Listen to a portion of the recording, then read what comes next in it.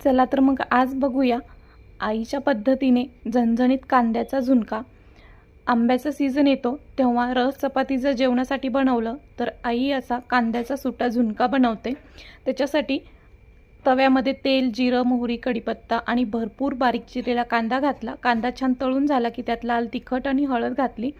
नंतर त्याच्यात 3 ते 4 मोठे चमचे बेसन पीठ घातलं। आता हे बेसन पीठ या तेलामध्ये छान 3-4 मिनिटं गॅसच्या स्लो फ्लेमवरती भाजून घ्यायचं।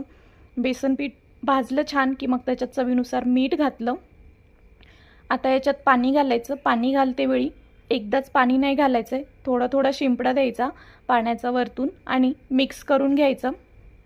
आता अजून थोडंसं पाणी घालणार आहे, कमी वाटतं हे थोडंसं, म्हणून साईडने पाणी सोडून झाकण ठेवून 2-3 मिनिटं वाफ दिली। पुन्हा एकदा छान मिक्स करून घेतलं।